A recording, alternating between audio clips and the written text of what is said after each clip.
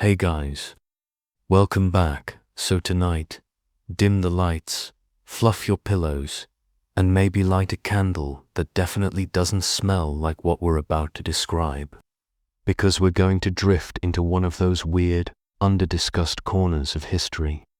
Not the battles, not the coronations, not the endless family trees of Henry the Somethith. Nope. Tonight, we're asking, how did castles smell in the Middle Ages? And yes, I know, not exactly the most glamorous bedtime story, but honestly, it's probably more accurate.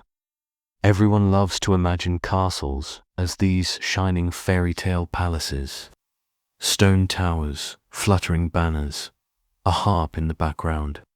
But if you could actually sniff the reality of the 13th century, yeah, it was more barnyard stew with a side of open sewer than Disney princess, so let's drift slowly through the drafty halls of medieval castles. Let's take a calm little stroll past the kitchens, the chambers, the stables, and all the other delightful places where people were being very, very human. In a time before indoor plumbing, deodorant, or Febreze. Now first, a little disclaimer. When I say castle smell, I'm talking about the kind of grand residences that nobles, kings, and their entourages actually lived in. Because yes, peasants in mud huts had their own distinct eau de misery.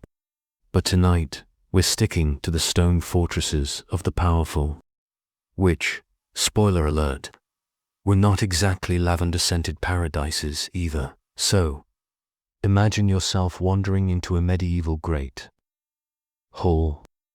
You've got this long wooden table stretching down the room. Maybe there's a roaring fire in a big stone hearth. Banners hanging overhead. Maybe some candles sputtering wax. Sounds nice, right? Warm, cozy, a little rustic. Now, imagine the smell first. The obvious smoke. Everything was heated and cooked with open fires. Chimneys existed, but they were about as effective as asking your toddler to shovel snow. Which is to say, not really. Smoke just drifted around the hall, sticking to clothes, to walls, to hair. So everyone smelled vaguely like a bonfire, all the time. Medieval perfume, wood smoke with hints of soot. But smoke wasn't alone, because these halls weren't just for feasting, they were for living. People ate there, slept there, and yes, sometimes relieved themselves there. So add a bass note of human sweat, damp wool, and that guy who hasn't bathed since Lent. Spoiler, that was almost everyone.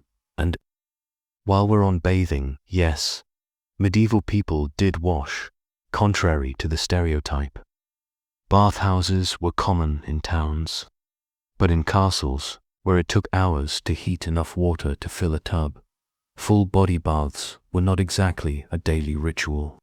You might get a sponge wiped down with a damp cloth, maybe a basin for your hands and face. But, yeah, if you've ever been on a long camping trip with friends and thought, wow, everyone smells like soup, you've basically experienced medieval hygiene. But let's add some layers to our little perfume pyramid. Because castles weren't just people. They were also animals. And not just the stables outside. Sometimes animals inside. Horses were kept in courtyards. Dogs roamed freely. Falcons perched in the halls. Cats hunted mice. And occasionally, you'd have chickens running through kitchens like unpaid interns. So your castle fragrance included eau de horse dung, with top notes of hay, wet dog, and the faint whiff of falcon poop in the corner. And let's not forget, castles were fortresses, which means damp stone, drafty corridors, and mold. You know that musty smell in a basement when the dehumidifier's broken? Yeah. Now imagine that, but everywhere. Add some unwashed bodies to the mix, and you're starting to get the vibe now. The big elephant in the room, or should I say, in the garderobe. Yes, toilets. Or, as they called them, garderobes. Basically a stone bench with a hole in it, built into the castle wall. Waste would drop down into a pit, or sometimes just out the wall into the moat. Which is lovely imagery, isn't it? A shimmering moat, reflecting the sunlight, filled with, well, not just fish. And if you're wondering, wouldn't that smell terrible? Yes, it would. Imagine a warm summer day. You're standing on the battlements, admiring the view, and then the wind shifts. Suddenly, you're getting a full blast of castle sewer chic. Oh, and the pits where waste collected. Those had to be emptied by actual people, called gong farmers. They went into the pits with buckets and shovels, scooped it all out and hauled it away. For obvious reasons, they were paid well. But not, I imagine, enough. So yes, castles definitely had a certain aroma. But here's where it gets fun. Because medieval people weren't stupid, they noticed the smells. They didn't just shrug and say, "Ah yes, the sweet scent of progress." They actually did things to cover it up. For example, rushes, they'd scatter dried rushes, herbs, or straw on the floor, partly to soak up spills and partly to mask the smell. Think of it as the medieval version of a Glade plug-in. If you were lucky, they'd mix in herbs like lavender, rosemary, or mint. So your hall floor was basically one big potpourri, soaking up beer, grease, and whatever the dog dragged in. They also burned incense, especially in chapels and bedrooms. If you were super fancy, you might have sachets of dried herbs sewn into your clothes, so you walked around smelling slightly less like smoked beef jerky. And perfumes distilled from roses or citrus were imported luxuries, which means the richer you were, the more you smelled like an exotic orchard, while the servants still smelled like servants. And speaking of servants, imagine their quarters, not the airy high towers you see in movies, more like cramped wooden rooms tucked against the castle walls. Picture 6 or 7 people packed into a space the size of a modern bathroom. No ventilation. Straw mattresses that doubled as crumb buffets for lice and fleas. And yes, chamber pots, which, if you didn't want to stumble outside at night, you just kept under the bed until someone emptied it. Hopefully so, the smell in those rooms. Let's just say medieval dorm life and move on, but okay. Let's wander into the kitchen, because that's at least a more pleasant smell, right? Kind of. Kitchens were the heart of the castle's food supply. Giant hearths, spits turning, whole animals, pots of stew bubbling away. So yes, roasted meat, bread baking, spices, if you were lucky. Sounds delicious. Now add the smell of fat dripping onto flames, unwashed dishes, fish that's been sitting out since yesterday, and a dog stealing scraps under the table. Kitchens also doubled as slaughterhouses, so part of your kitchen bouquet was freshly butchered carcass, which, yeah, not quite the Food Network vibe. So, altogether, what did a castle smell like? Imagine smoke, damp stone, human sweat, unwashed clothes, animal dung, moldy rushes, open sewers, with little bursts of bread, meat, and herbs sprinkled in, like a very confused candle. That's your castle. A whole sensory soup, and the best part. Medieval people actually thought their castles smelled better than towns, because compared to the fish markets, the tanners, and the butchers down in the city, castle air was downright refreshing. Perspective, people now were just getting started. Because castle smells weren't static.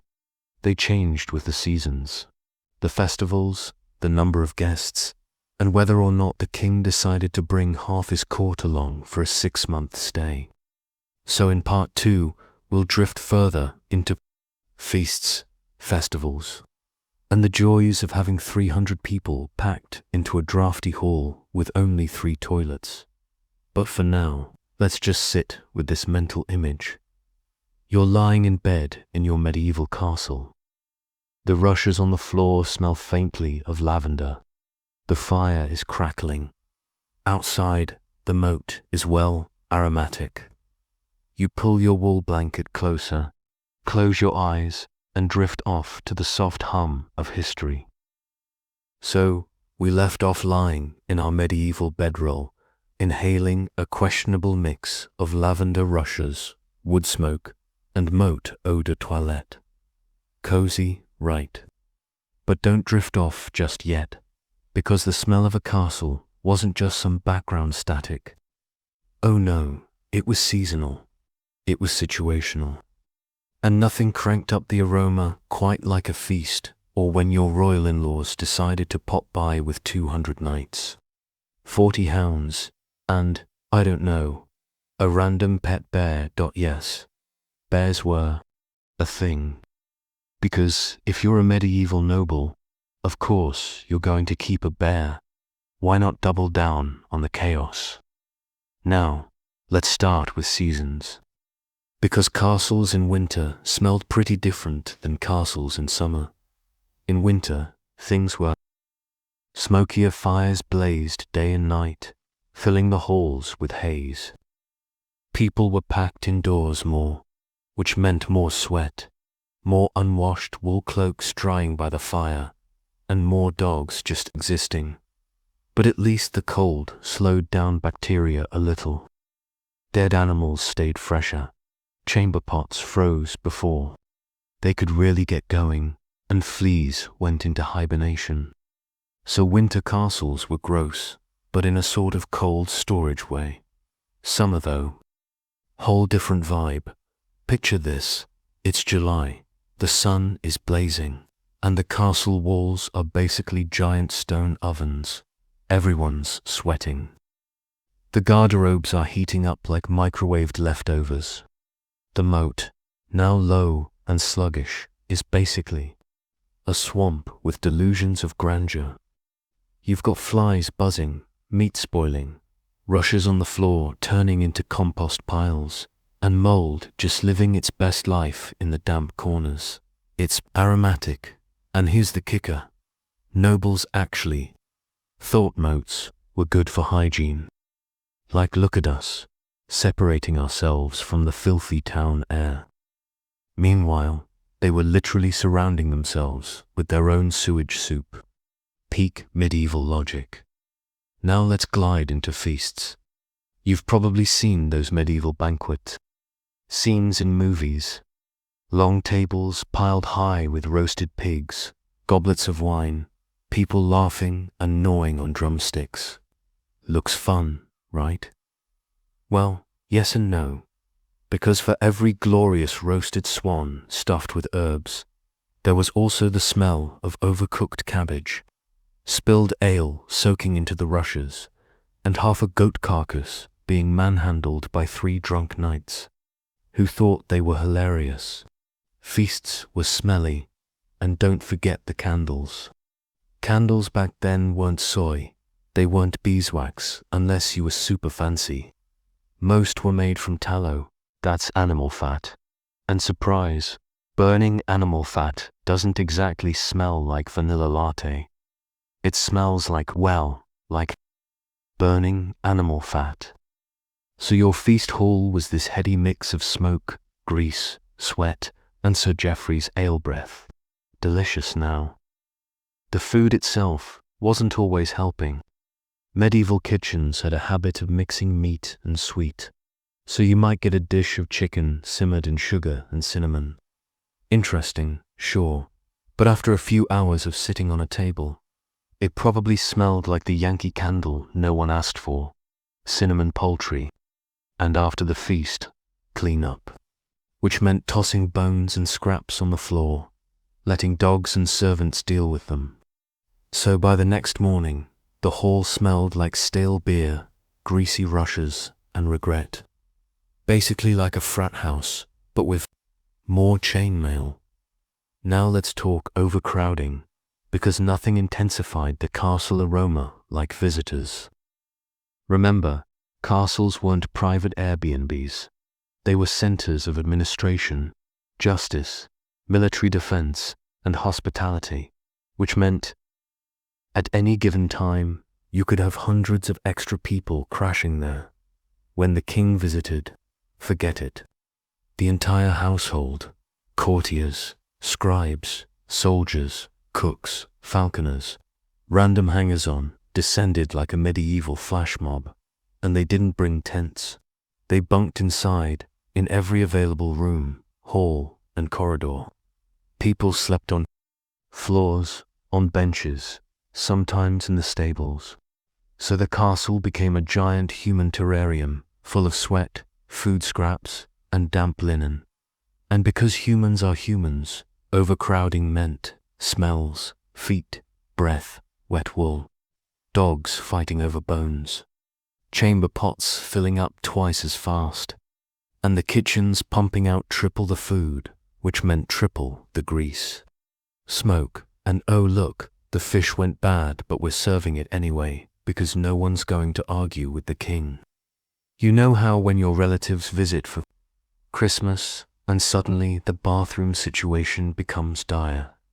Multiply that by about 100, subtract plumbing, and add the fact that everyone's eating roast boar at midnight. That's a royal visit, dot. And then, of course, there were festivals, dot take. Christmas. Castles would be decorated with greenery, scented herbs, candles, which sounds nice. But remember, it's still December in a drafty stone building. So yes, holly and ivy smelled festive, but they were layered on top of smoke. Wet dogs, sweaty people, and an unholy amount of spiced wine. Or tournaments, those big jousting events. Great fun, lots of pageantry, but afterward, you had sweaty armored men, tired horses, spilled beer, and probably someone being sick behind the stables. Nothing says glorious chivalry like ode to hangover mixed with horse dung, dot. And here's a fun little tidbit. Perfume politics. Because when things smelled this bad, scents mattered. Nobles wore perfumed gloves, carried pomander's little bowls filled with herbs, or even dabbed rosewater on their cloaks. It was a literal status symbol. If you smelled good, you were rich. If you smelled like onions and beer, you were not. But even perfume couldn't fully mask the funk. It was more like spraying Axe body spray in a high school locker room. Sure, there's a hint of musk, but mostly you're just layering scents on top of each other until everyone's eyes watered so. Let's recap where we are on this little olfactory journey. Winter castles equals smoky, sweaty, damp wool smell, with a side of frozen chamber pot. Summer castles equals sweaty, rotten, fly-infested, moat stew smell. Feasts equals roasted meat, spilled ale, burning tallow candles, and someone's dog under the table. Overcrowding equals sweaty wool traffic jam with bonus chamber pot overflow. Festivals equals greenery and herbs trying their best, but still losing to the background funk. All of which makes you wonder, when medieval poets were waxing lyrical about their lady's beauty, did they just ignore the fact that she smelled like smoked cheese half the time? Probably yes. Courtly love must have involved a lot of strategic nose breathing. And yet, here's the weirdest part. Despite all this, people got used to it. When everyone smells like smoke, sweat, and cabbage, your nose just gives up. It's like when you move into a house with a weird carpet smell and after 2 weeks you don't notice anymore. Normal is relative. which is maybe why medieval chroniclers barely mention the stench. To them, it was just background noise. Sure, they'd complain about corruption in the streets or the stench of the market, but castle funk, that was just home, so, to ease us towards sleep. Imagine it's midsummer. You're in the great hall of a bustling castle. The feast has ended. Bones and bread crusts litter the rushes. Dogs are gnawing under the tables. Candles are guttering, filling the air with greasy smoke. Somewhere upstairs, someone's chamber pot has definitely overflowed, but the fire is glowing. The harp is playing softly, and everyone around you smells equally questionable, which means, strangely, you don't really notice. You just sit back, sip your spiced wine, and let the funk of history lull you into a gentle medieval nap. All right, so we've wandered through smoky great halls, tiptoed past chamber pots, and endured the olfactory nightmare of a medieval summer. But castles weren't just kitchens, feasts, and awkward bathroom logistics. They were also centers of medicine, military life, and hilariously genuine attempts at air freshening, which means we're about to add a few more delightful scents to our medieval perfume catalogue. Let's start with medicine. Castles had physicians, surgeons, and barbers who were on hand to deal with everything from sword wounds to mysterious vapors, which usually meant my stomach hurts, and I don't know why. And if you think hospitals smell weird today with all the antiseptic, oh, you sweet summer child. Medieval medicine was dramatic. Imagine a sick room inside a castle chamber. The windows are tiny slits, the air circulation is basically non-existent, and lying in the bed is a nobleman with some kind of infection. What's the smell situation? First, sweat, fever, patients, sweat buckets. So the room smells like damp linen, unwashed hair, and that salty temps of fever. Second, poultices. Medieval medicine loved poultices, basically mashing up herbs, animal fat, or occasionally something horrifying like cow dung, and then slapping it on the wound. Each recipe came with its own fragrance. Honey and herbs, not too bad. Warm onions, wrapped in cloth, stronger. Dried fish mixed with vinegar and smeared on a boil. Congratulations, your room now smells like market day gone wrong. And then there were leeches.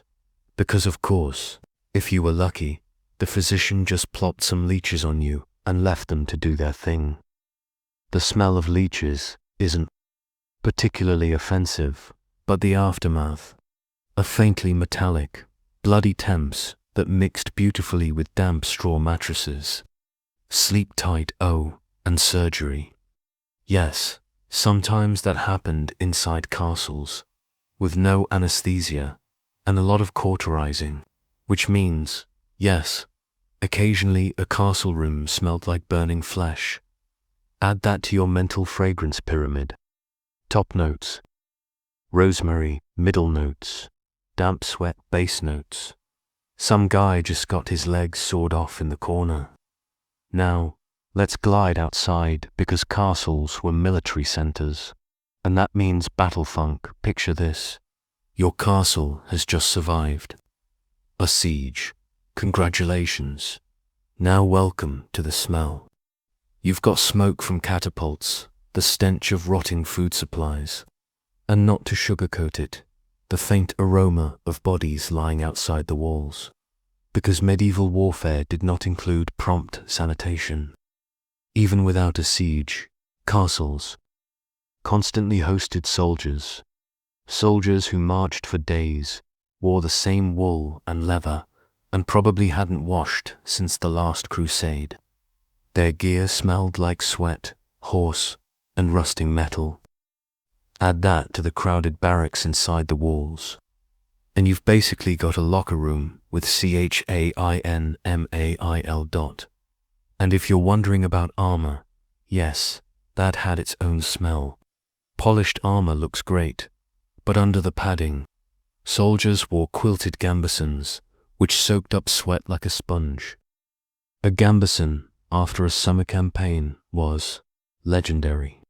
Think hockey gear times 10. And since washing quilted linen took forever, they didn't exactly toss it in the laundry every week. So wherever soldiers gathered, the smell followed. But here's the almost charming part. Medieval people weren't oblivious. They actually tried to fight the smell, one of their favorite tricks. Herbs castles often had little herb gardens, not just for cooking, but for medicinal and aromatic purposes. Lavender, sage, rosemary, mint. These were scattered on floors, stuffed in cushions, even worn in little pouches around the neck. Walking through a castle, you might pass someone who smelled faintly of rosemary sachets, like a medieval bath and body works employee. They also burned incense, not just in chapels, but in rooms that needed a little refresh. If you were really fancy, you might have a brazier filled with hot coals and aromatic woods, pumping out what passed for a spa diffuser. Of course, all that really did was add another layer of smoke, but hey, points for effort. And then there were rituals.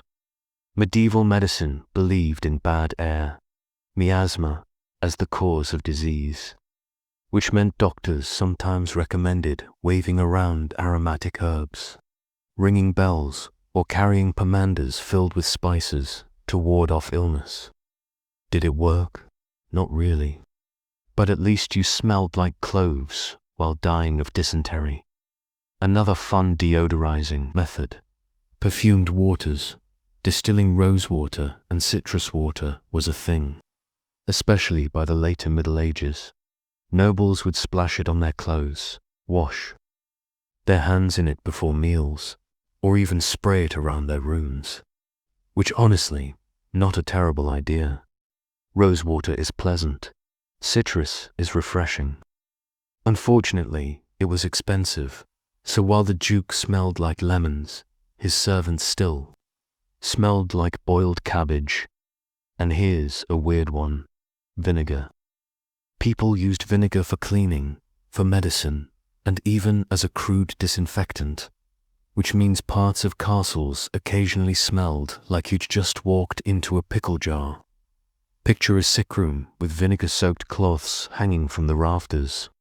The intention was to purify the air.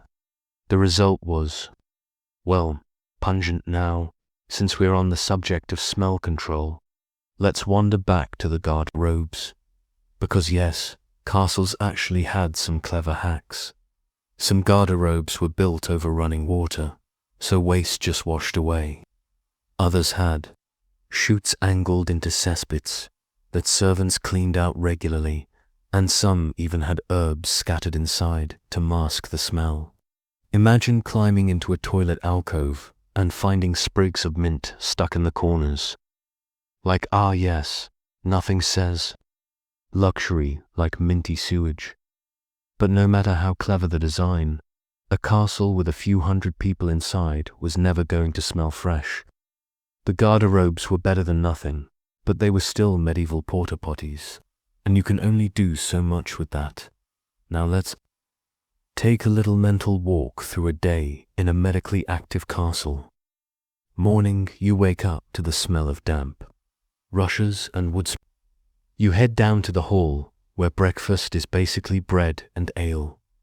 It smells yeasty, malty, and faintly sour. Not bad, actually. Midday, you pass through the courtyard, where soldiers are sparring. The air smells like sweat, leather, and horses. A blacksmith is hammering nearby. So there's also the hot temps of iron. Afternoon, the physician is tending to a patient in the corner of the hall. He's boiling herbs, so the place smells like thyme, but also blood, because someone's getting stitched up. You walk past quickly. Evening, it's feast time. Roasted meat, spiced wine, smoke, tallow candles, dogs under the tables. Someone spills beer on the rushes. You pretend not to notice. Night, you head back to your chamber. The garderobe nearby is doing its thing. The rushes on your floor smell faintly of lavender, but mostly of stale stew. You pull your blanket closer, close your eyes, and try to ignore the fact that the moat outside is basically medieval Febreze. Here's the irony, though. Despite all this, medieval castles were still better than the alternative. Cities were worse. Streets full of waste, markets full of rotting fish, tanneries boiling hides, and butchers tossing entrails into ditches. Compared to that, a castle smelled almost refined. A concentrated funk, yes, but at least it wasn't mixed with 50 other competing stenches, and that's the thing. Castles weren't supposed to be clean in the way we imagine. They were supposed to be defensible, durable, and impressive. Smell was secondary. If you could intimidate your enemies, feed your household, and keep your moat semi-functional, you were doing fine. And if the place reeked, well, everyone else's did too. So, as we settle this part, let's soften into the image of a medieval castle, not as some perfumed paradise, but as a lived-in, smoky, herbal, slightly gross, but strangely cozy hub of human activity. Picture it, soldiers clanking in the yard, dogs barking under tables, incense burning in chapels, and somewhere in the background, a physician insisting that garlic poultices cure everything. The air is thick, layered, sometimes offensive, sometimes comforting, but always, always alive, and, in its own weird way, maybe that's why these places feel so compelling in imagination. Not because they were clean, but because they were unmistakably human. So far, we've wandered through great halls, kitchens, secrooms, and garderobes, all very communal, very noisy, very smoky. But what about the so-called private spaces of a castle? What about the noble bedchambers, those lofty chambers where lords and ladies supposedly enjoyed refinement, luxury, and let's be honest, a little romance? Well, let's just say the vibe wasn't quite rose petals and soft lute music. It was more slightly damp wool, someone snoring in the corner, and oh, don't step on the chamber pot. First off, privacy was not really a thing. Medieval. Nobles did not sleep alone. Even in a grand chamber, you'd likely have servants sleeping on the floor, guards posted nearby, and maybe a favorite dog curled up by the bed. Curtains helped a little, but mostly they just trapped heat and, unfortunately, smells. So the noble bedchamber had a layered fragrance, sweat, smoke from the fireplace, damp linen, the faint tank of wet dog, and whatever stew someone ate for dinner. Very atmospheric, and the beds themselves, not terrible, actually. Nobles slept on wooden frames with feather mattresses if they were rich enough, but mattresses weren't washed. They were just refilled with feathers, straw, or wool when they got too lumpy, which means after a few years of use, they were basically giant bags of dust, sweat, and the occasional mouse nest. Sweet dreams. Now let's talk intimacy. Because yes, nobles had sex. Castles had heirs to produce. But again, not exactly a romantic setup. Imagine trying to get cozy when your servants are literally sleeping 5 feet away, or when there's a dog under the bed scratching fleas, or when your only source of light is a guttering tallow candle that smells like old meat. If you've ever had a roommate in college and thought, wow, this is awkward, you're basically in medieval noble territory. And the smell factor, realistic, Nobody's hopping in a shower beforehand. You've got unwashed linen shirts, wool blankets, and people who maybe had a rosewater rinse last week. If you were lucky, someone dabbed on perfume. If not, you were working with post-feast garlic breath and hoping for the best. And contraception, not reliable. So not only did the bedchamber smell like humanity in all its glory, it often echoed with the cries of newborns. Which brings us neatly to children. Castles were full of them. Not just noble kids, but also the children of servants and retainers running around. Which means toys, food, scraps, and yes, diapers. Medieval babies were swaddled in cloth, and when nature called, those cloths had to be washed by hand. In cold water, without soap as we know it. So baby laundry was its own special brand of smell. And toddlers, well, toddlers have never cared about chamber pots. So castle nurseries probably had that unmistakable daycare perfume, sour milk, damp wool, and oops, someone missed the pot again. Add in the faint sound of screaming, and you've got the medieval family experience. Now, one more detail. Pets, because nobles adored their animals. Hunting dogs, lapdogs, falcons, even monkeys. Yes, monkeys. Because if you're a baron trying to impress guests, nothing says status like a pet monkey flinging things in your hall. Naturally, the smell followed. Dogs sprawled in chambers, cats lurking near beds, hawks perched indoors with little leather hoods, which meant a constant background layer of fur, dander, and let's just say accidents. So the noble bedchamber wasn't just human funk, it was also canine, feline, and avian funk.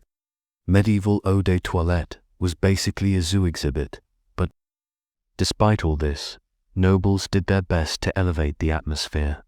They used wall hangings, big tapestries, not just for decoration, but to insulate and cover up the smell of damp stone. They scattered herbs on floors. They used censers to burn sweet-smelling wood. And yes, they kept flowers in vases, for a few hours at least, before those wilted and added their own contribution to the general aroma of decay. Even beds could be perfumed. Feather mattresses might be stuffed with dried lavender or rosemary. Pillows might be dusted with herbs. So if you buried your nose deep enough, you could almost convince yourself that your bed smelled good. Almost now let's glide gently into the daily rhythm of a castle household. Morning in a noble chamber. The fires burned low. The air is cold, and the blankets are heavy with damp. The first smells of the day are wood smoke being coaxed back to life, the faint tints of stale ale breath from last night, and a chamber pot waiting quietly in the corner. Servants bustle in, bringing water basins, which add a faint metallic smell. Maybe your clothes are dusted with lavender, but mostly they just smell like wool. Midday, the chamber is aired out a little by cracking the shutters. But that just lets in the courtyard smell horses, mud, and smoke.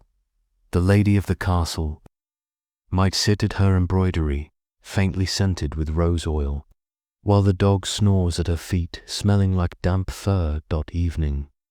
The chamber is crowded again. Family, attendants, maybe a guest or two. A fire blazes.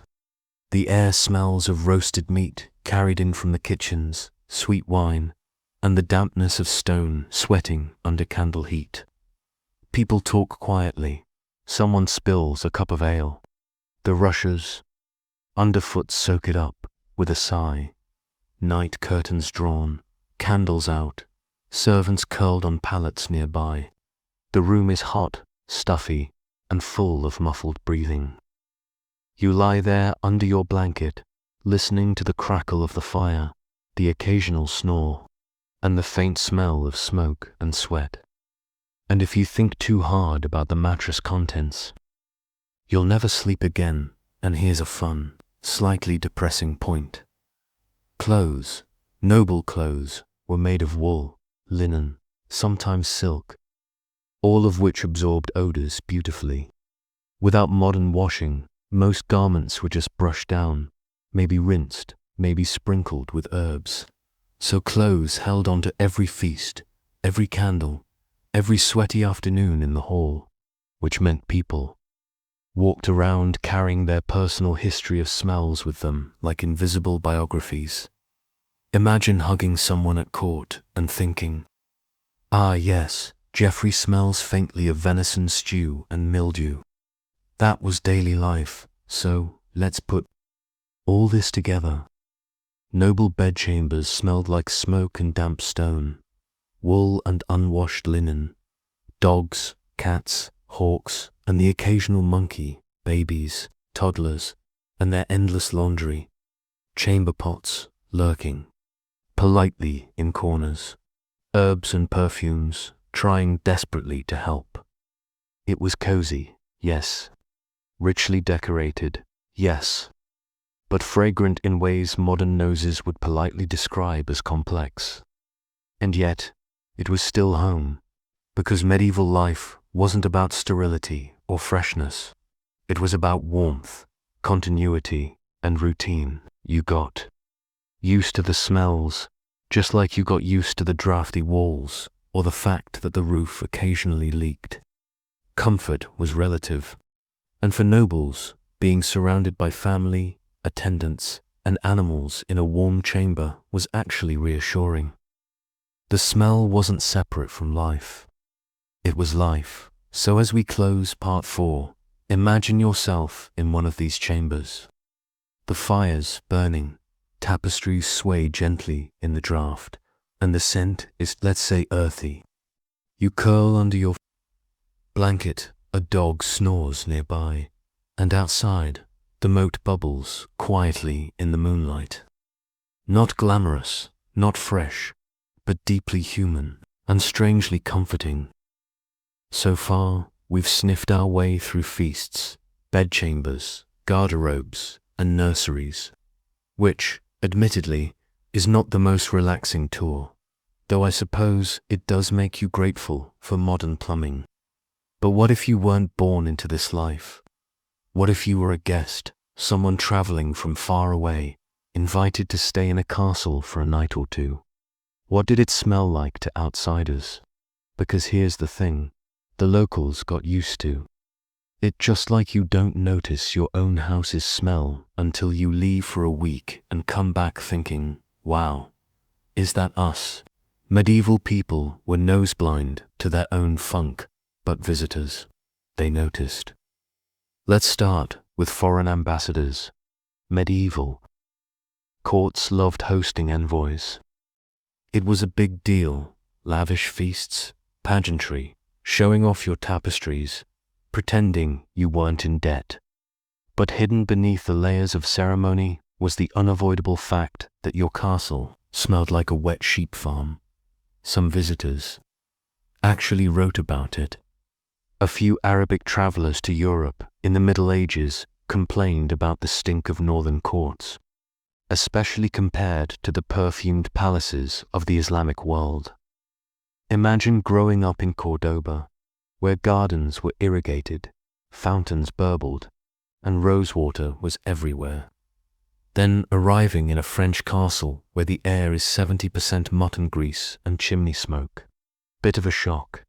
And then there were the Italians. Renaissance Italians, obsessed with citrus perfumes and scented gloves, often mocked Northern Europeans for their barnyard atmosphere. And honestly, they weren't wrong. If your castle doubled as a military base, a family home, a kitchen, a hospital, and a kennel, it was going to smell like all those things, mashed together. But even local chroniclers occasionally slipped in little hints. They wouldn't outright say the king's castle smelled like death, but they'd complain about bad air, crowded quarters, or the unpleasantness of certain places, which, Medieval historian translation, it stank. There's also the poetry problem. Courtly poets spent centuries describing ladies as roses, lilies, or fresh as spring rain, which is hilarious when you realize those ladies were living in the same castles as everyone else. Sure, she might look lovely by candlelight, but odds are she smelled faintly of wood smoke and cabbage. Courtly love poetry was basically medieval. Photoshop.now, let's wander into the guest experience. Imagine you're a minor noble, traveling to visit your lord. You arrive after a long ride, tired, muddy, and already smelling like horse. Which means, paradoxically, you actually blend in. Servants lead you into the great hall. The first thing you notice is the smoke. It burns your eyes a little. Then the dogs, who run up to sniff you because you might have snacks. Then the smell of food, roasting meat, ale, and something vaguely burned. Your nose twitches, but you smile politely, because this is hospitality. Later, you're shown to a bedchamber. Not a private one, unless you're very important. You're sharing with 3 other guests, all of whom are already removing boots that smell like they've been fermenting since Easter. You slide into a straw mattress, pull the wool blanket up, and think, well, it's warmer than home. And eventually, you drift off, because your nose just gives up. Now here's the ironic part. To them, this was luxury. Yes, the castle smelled weird, but so did everything else. At least here you had food, warmth, and servants lighting fires. At least here the rushes might be sprinkled with lavender instead of just plain hay. At least here someone might dab your hands with rose water before dinner. Compared to sleeping in a drafty wooden hall in some tiny manor house, this was the Ritz. And that's the split. Glamour versus nose reality. On the outside, castles projected power. Tall towers, glittering banquets, lords in fine clothes, ladies in silks. On the inside, it was human chaos. Animals, chamber pots, moldy rushes, and dogs stealing food off the table. To medieval people, the glamour outweighed the funk. To us, the funk outweighs the glamour. And let's not forget royal progress. Kings and queens didn't stay in one castle forever. They moved around constantly, partly to show off power, partly because surprise castles couldn't support. Too many people for too long. Food supplies ran out. Wells got nasty. Smells built up. So they just moved. Basically the medieval version of opening the windows. Royal progresses were notorious for leaving behind wrecked castles. After a 2-month visit, the place would reek. Rushes soaked in ale, garderobes overflowing, servants exhausted. The local lord would heave a sigh of relief, order a massive cleaning, and pray the king didn't come back for a while. But what about the religious spin? Because remember, castles weren't just homes and fortresses, they were also symbolic centers. And medieval religion had a weird relationship with smell.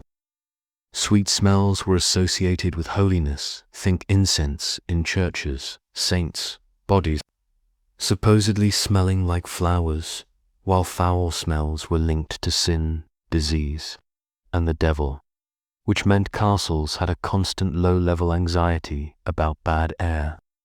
Was it just chamber pots? Or was it a sign of moral decay? This is why nobles invested so much in chapels, incense, and herb gardens. Not just to mask the funk, but to spiritually cleanse it, of course. Whether or not St. John's wort could cover the smell of 300 sweaty soldiers is doubtful, but hey, at least the intention was there. Let's drift into a mental vignette. You're a guest at a medieval castle. Evening has come. The feast is over. The hall is dim, smoky, and littered with scraps. Dogs are still gnawing under the benches. Somewhere, a minstrel is plucking a lute softly, his fingers smelling faintly of onions. You retreat to your chamber, for other people are already asleep, snoring gently. A guard yawns in the corner. The window slit lets in a faint breeze carrying the smell of the moat, which generously you try to call earthy. You lie down on your straw mattress.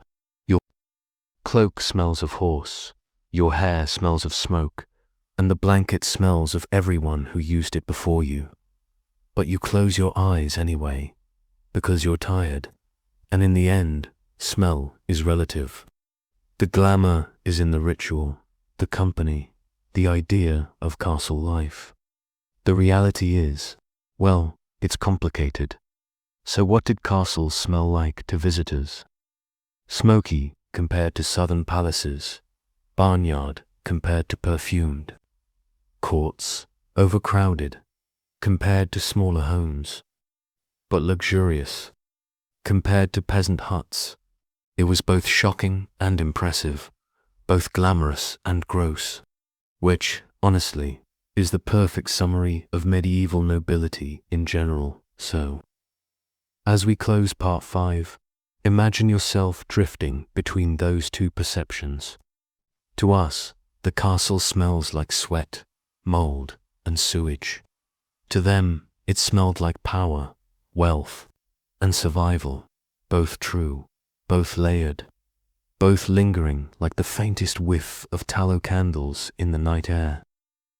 We've drifted through smoky halls, sweaty barracks, perfumed bedchambers, and the delightful sewer features of moats. But castle life wasn't just daily grind.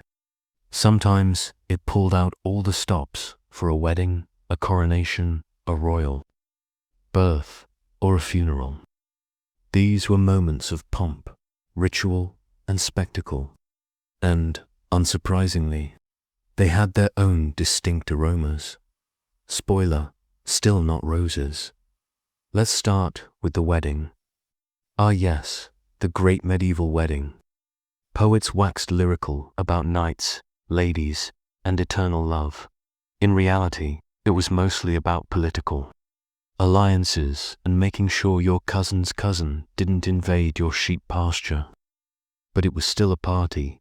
Picture it, the great hall decorated with greenery, flowers, and maybe even rare spices scattered across the tables. Musicians tuning up, guests in their best clothes, which probably smelled like the trunk they'd been sitting in for months. The kitchens working overtime to roast entire herds of animals. So the smell of a wedding. Fresh herbs, pine branches, maybe roses if you were rich enough. Lots of roasted meat, venison, boar, swan, whatever you could impress. People with ale and wine spilled everywhere. Dogs fighting over bones. Guests who've been drinking since sunrise and forgot to wash. So yes. Weddings were festive, but they were also pungent. Imagine a medieval reception as a cross between a church service, a county fair, and a frat party. Now, coronatons. This was where castles and cathedrals overlapped.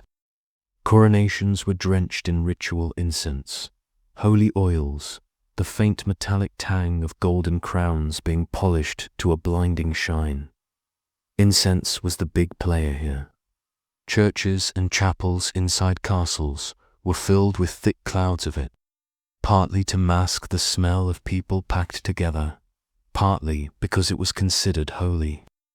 So if you walked into a coronation, you'd be hit first by frankincense and myrrh. Beneath that, though, was the inescapable mix of sweaty nobles crammed, shoulder to shoulder in heavy robes, and don't forget the feast afterward. Coronation banquets were notorious for going overboard.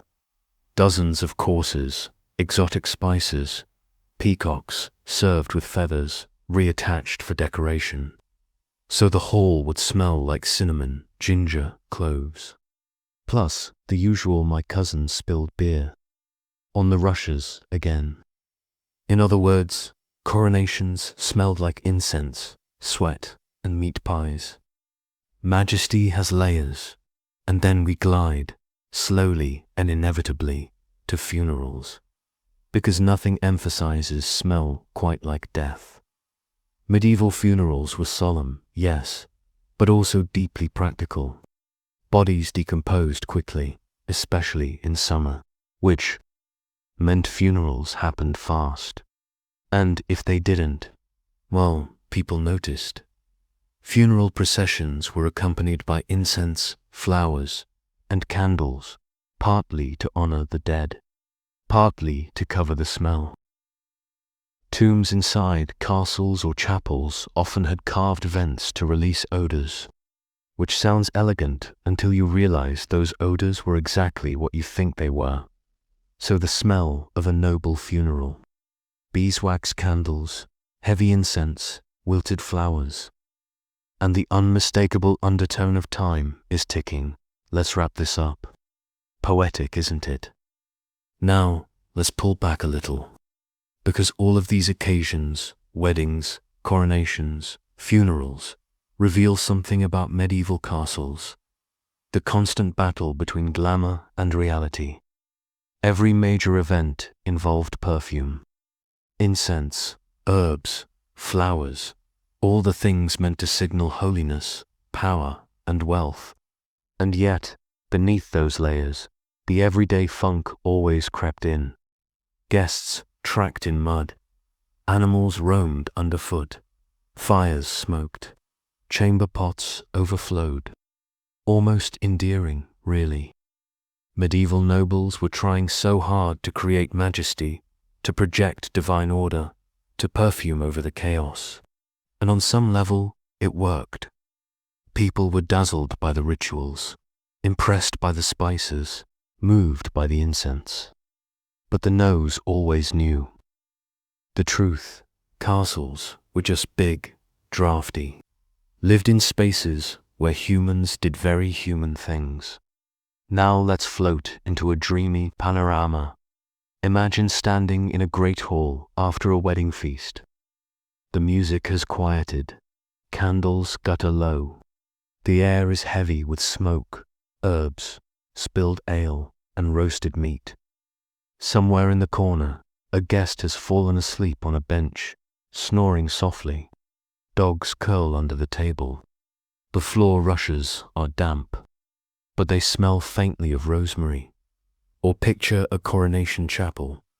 The incense is so thick it blurs the frescoes.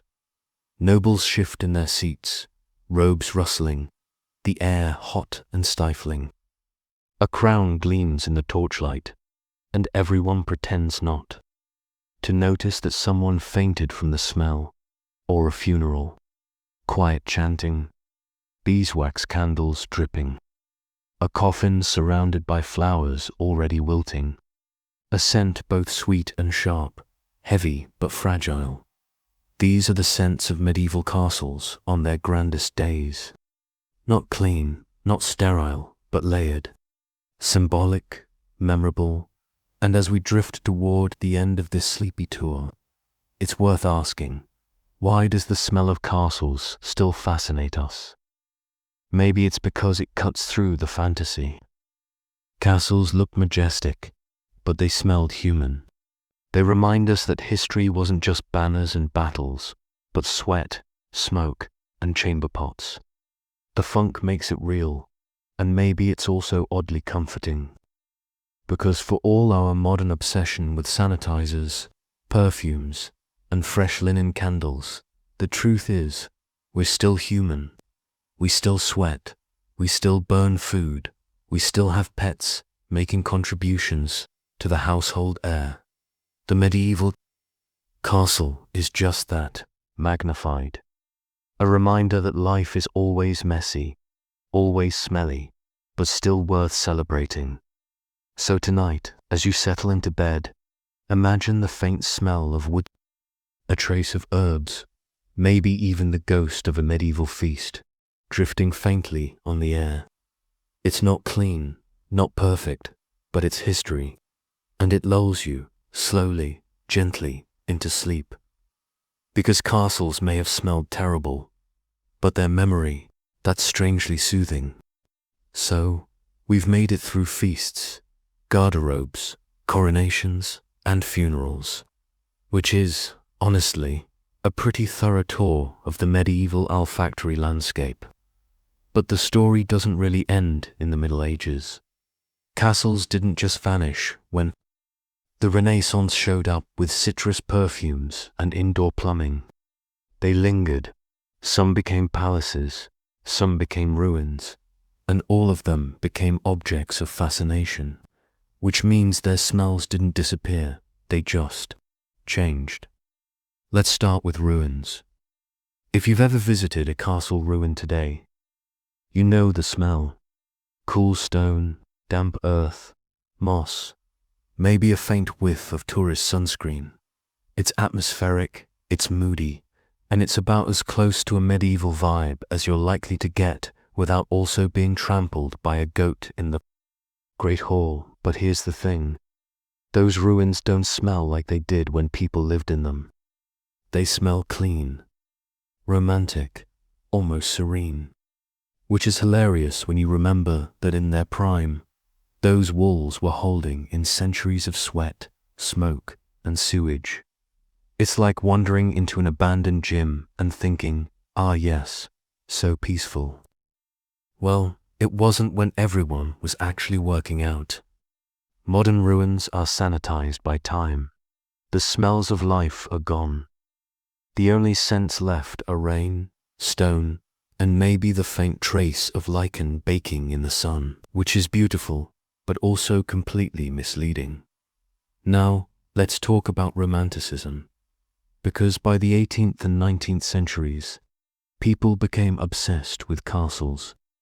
Poets, painters, Gothic novelists, they adored them. Castles became symbols of chivalry, mystery, and tragic romance. Everyone wanted to swoon in a moonlit ruin, whispering about knights and maidens. Notice what's missing. Any mention of smell? Seriously. Not a single romantic poet ever said, her beauty was like roses in bloom, though the halls smelled faintly of dung. Not once, because by then the smells were gone, and people could project whatever fantasy they wanted. Clean ruins, pretty ivy, dramatic towers. The funk of reality got edited out of the story, and so castles, in our cultural imagination, became these pristine fairy tale structures, which is why tourists today still walk into drafty halls and think, wow, this is magical, instead of, wow, this could use a mop. But let's pause and do a little thought experiment. Imagine you could actually time travel back to the 13th century. Not for long, just a quick visit. You step into a bustling castle hall. Your eyes adjust to the firelight. The scene is glorious. Banners, tapestries, knights, ladies, musicians. It's everything the history books promised. And then your nose kicks in. Boom. Smoke, sweat, wet wool, dogs, chamber pots, rotting rushes, half-eaten goose on the table, tallow candles, and someone in the corner vomiting discreetly after too much ale. You'd last about 2 minutes before your modern, sanitized nose begged for mercy. Because here's the thing. Modern people aren't used to this.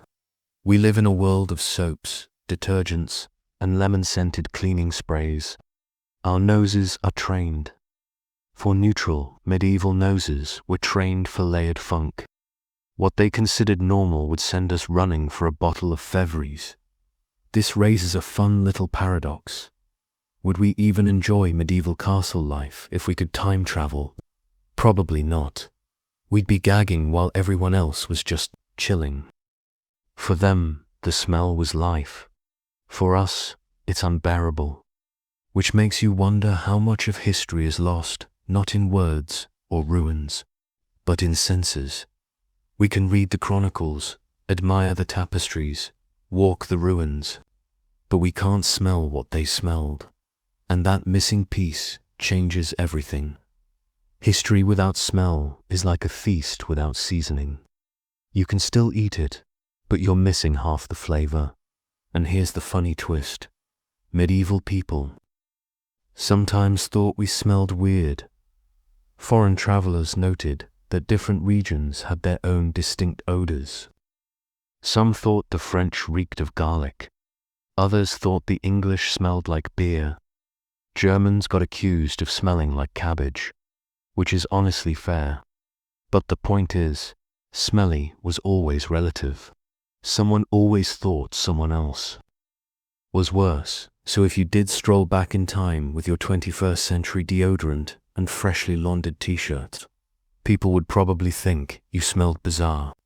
Too artificial, too chemical, like a walking citrus fruit. You'd be the weirdo, which, frankly, is kind of poetic now. Let's drift toward the softest part of this story, memory. Even though the smells of castles were unpleasant, they mattered. They marked life. Families recognized each other's scents. Homes had distinctive atmospheres. Herbs, smoke, bread, dogs, wool, all of it blended into a signature smell that meant home. When nobles moved from one castle to another, it wasn't just the walls that changed, it was the scent. And when castles were abandoned, it wasn't just silence that filled them. It was the loss of that smell. Today, ruins smell empty, clean, damp, neutral, beautiful in their way, but missing the human mess. And maybe that's why they fascinate us so much. We fill the silence and the scentlessness with our imagination. We project glamour where there was funk, romance where there was chamber pot chaos.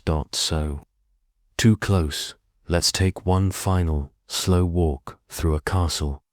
It's twilight. The great hall is quiet. The feast is over. The rushes are damp. The fire is low. You step into the courtyard. Horses shuffle in their stalls. The air smells like hay, smoke, and earth. You climb the battlements. The wind carries the faint tem of the moat. Below, the countryside stretches silent and dark. Above, the stars shimmer, just as they did 700 years ago. And for a moment, the smell doesn't matter. It's just you, the stones, and the memory of lives once lived here. History lingers even when the odors don't. The last breath of the castle. So, here we are. We've trudged through smoky halls, damp bedchambers, overflowing garderobes, and enough medieval feasts to make your nose want hazard pay. We've listened to dogs barking under tables, smelled incense, smothering corpses, and even endured the glory of summer moat stew, which, frankly, deserves its own candle line, Medieval Castle Funk by Gwyneth Paltrow. But now it's time to let the air clear, to take one last slow, steady inhale of this world. Because while medieval castles were not the fairy tale palaces of Disney, and certainly not the lavender-scented halls of Instagram, they were alive. And their smells tell us something important. They were human. Let's begin by reminding ourselves of why they smelled the way they did. Castles weren't designed for comfort. They were designed for defense. Thick stone walls, tiny windows, moats, battlements, none of that screams well-ventilated open-planned living space. It screams, I dare you to siege me. So, from the very start, these places were damp, smoky, and echoing. Smell wasn't the priority. Survival was. Then, of course, you add people. Hundreds of them. Lords, ladies, children, servants, cooks, soldiers, musicians, priests, each with bodies, clothes, pets, chamber pots, and opinions about onions. and suddenly your defensive fortress becomes a giant crockpot of aromas. And that's before you add feasts, festivals, funerals, medicine, childbirth, and the occasional disemboweled pig in the kitchen. Congratulations, you've got yourself a fully immersive sensory experience.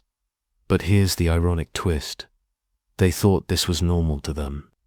A smoky hall was cozy.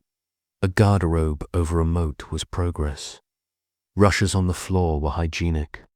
Dogs at the table were convenient waste. Management? What we think of as horrific funk was, to them, just Tuesday, which means, if you time-traveled back, you'd probably gag. And if they time-traveled here, they'd think your house smelled creepy. Too clean, too artificial. Like why? Does your entire kitchen smell like lemons, but there are no lemons? You'd be the weird one. Smell is relative, and the relativity is weirdly comforting. Now, let's soften into the bigger picture, because all these smells, smoke, sweat, herbs, animals, are really just the background music of medieval life. They remind us that castles weren't just stone monuments. They were homes. They were workplaces. They were daycare centers, hospitals, kitchens, and kennels. They were messy, layered, chaotic, and alive. When we walk through ruins today, what we're missing isn't just the voices. It's the smell of bread baking, dogs snuffling, incense wafting, and, yes, the occasional sewage pit doing its thing. Without the smells, we see only half the story, and maybe that's why we find it so hard to imagine real medieval life. We've stripped away the funk. We've romanticized the ruins. We've photoshopped history until it smells like roses. But beneath all that, the truth lingers. Castles reeked. And that reek was life. Now let's glide into a final vignette. It's late at night in a medieval castle. The feast is over. The servants have swept up, or at least shoved the worst. Scraps into the corner for the dogs. The fire burns low. The air is smoky but quiet. Somewhere, a baby cries faintly in a chamber upstairs. A guard shifts in the courtyard, his armor creaking. The moat gurgles in the dark. You pull a wool blanket. Closer, the smell is earthy, smoky, faintly herbal. It's not fresh, it's not clean, but it's warm.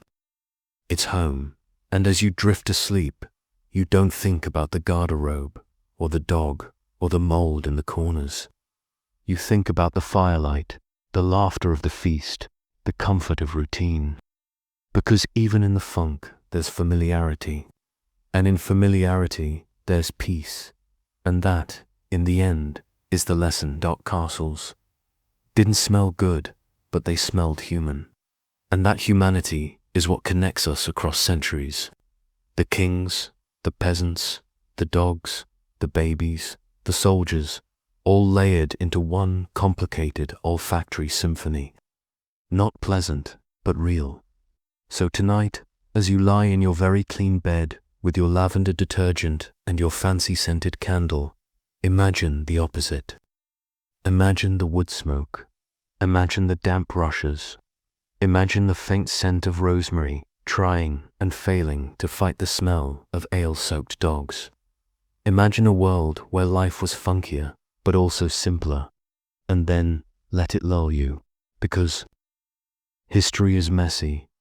Castles were messy. And mess, in its own strange way, is comforting. So take a slow breath, let it out, and let the castles of the Middle Ages fade into soft silence. No more funk, no more feasts, no more garderobes, just the stones, the stars, and the steady hum of time goodnight.